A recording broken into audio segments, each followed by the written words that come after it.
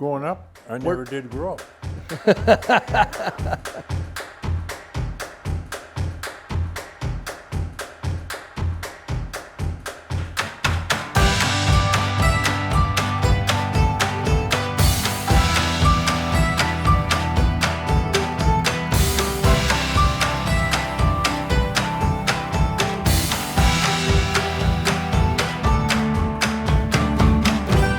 I was born in Minnewaca, North Dakota.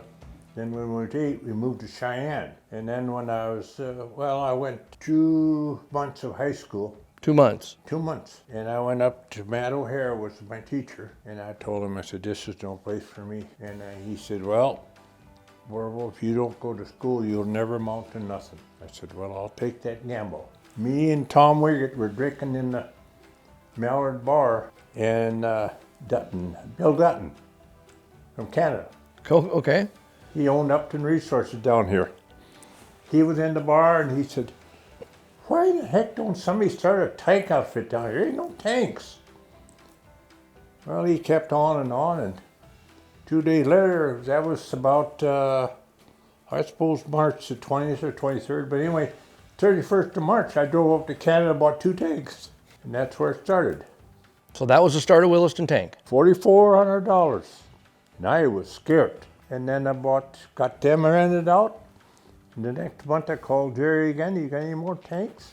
Oh yeah. Gotta be cash though. So I went up there, bought 2 more. Then from there on, that's how Williston Tank and Minerals Management and D&J Transport got going.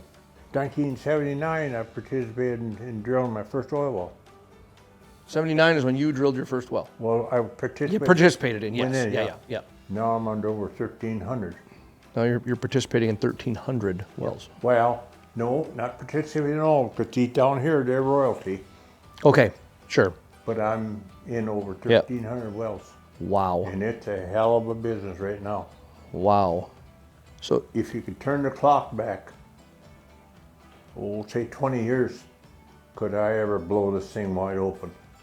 If you knew it, you knew it. But I ain't got the horsepower now. Yeah. Can't do it. You must not have got a lot of sleep from about 20 to 65 years old, did you? Not much sometimes.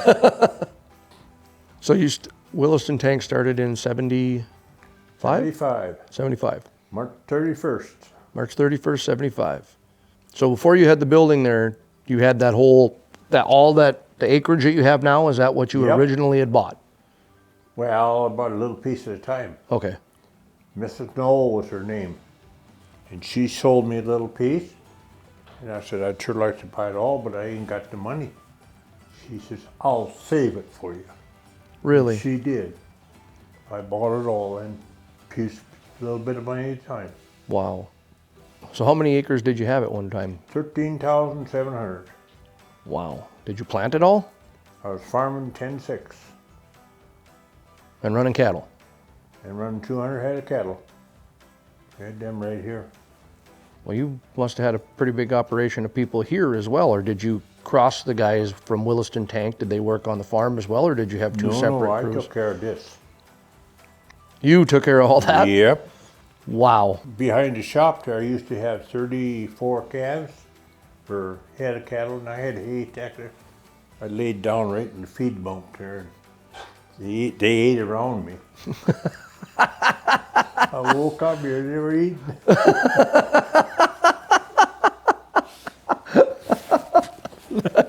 That's great. But I had 205 right here I fed. I had silage on, and I'd feed them every night. Wow. How did you have time to do all of that and then run that business? Well, I did. I don't know. I just can't imagine. There's many people, how much you hired hand to do it? I said, I didn't have any. Not for the farm. What were you just planting 10,000 acres? Well, wait a minute. Now, in the spring, yes. I Okay. had help then. Okay. And during harvest, I had help because when it come to combine, well, Greg was saying, I had 3 of them 9,600 John Deeres, Yep. And we had them little bitty tandem, like Little grain trucks, yeah. Tandem grain trucks. We had 7 of them hauling grain.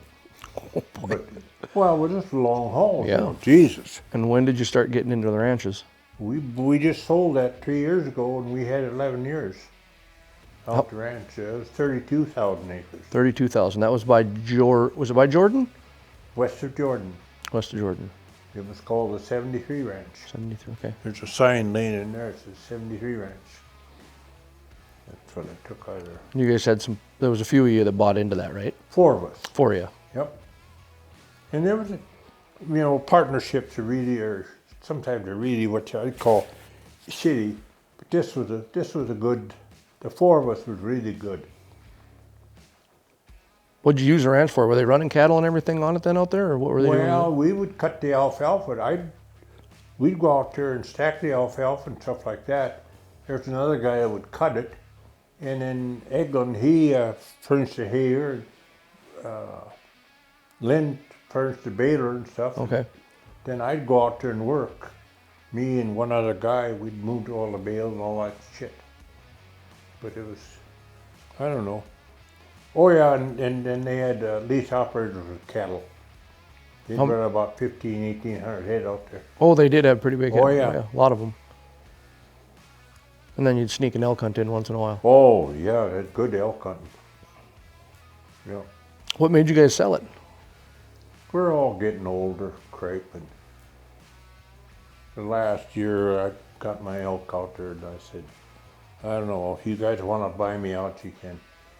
And I opened the door and then they said, well, we just soon get rid of it too.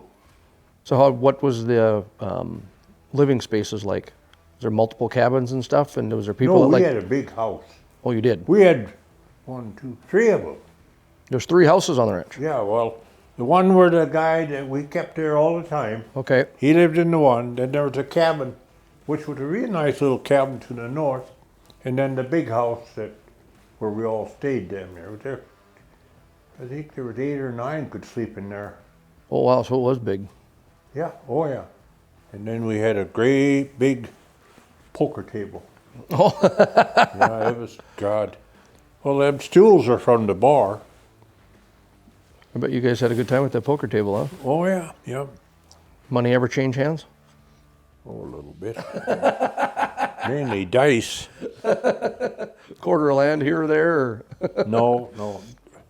I've heard stories.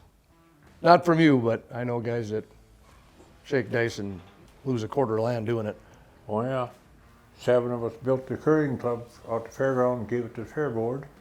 Oh, really? And I didn't know that. Oh, When yeah. did you do that? Must have been 80, 81, 82. Lawrence Woodward was behind it.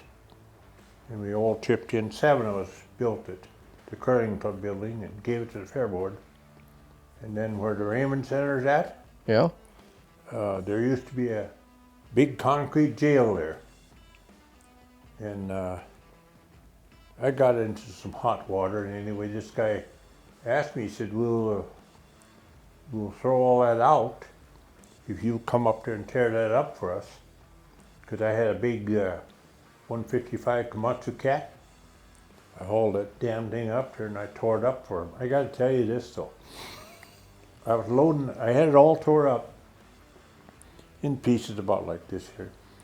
And I was loading the cat up on the trailer in here. The city police come up behind me and put the lights on. He said, I want to see your permit. I said, I ain't got any. Boy, that's going to cost you some money, he said. I said, well, call Mr. Atel on. He was chief of police. Because I donated to it. And they said, don't worry about permit. I wouldn't turn it down. I wouldn't turn it, no. You had to make some pretty good memories and some pretty good friends over the years. And when I first broke out, the first time, I mean, I worked because I had to have the job. We got $1.68 an hour roughnecking. $1.68 an hour. Yep, that's what we got. But my driller was Dave Powell. Bob Harris was the dairy can. Jack Williams was the backups. And I was the lead tong. 55 is when I lost that finger. Oh. How did you manage that?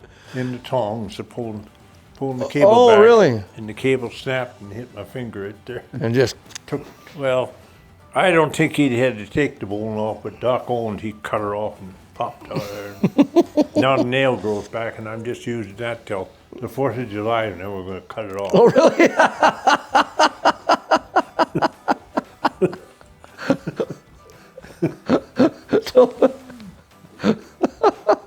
Oh, that's funny.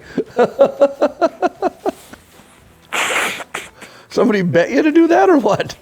No, it's my let's see, would it be? Yeah, it'd be my grandson and granddaughter. One wants to be the doctor and the other's going to be the nurse. Oh. Grandpa, we'll cut that off for you then. That's cute.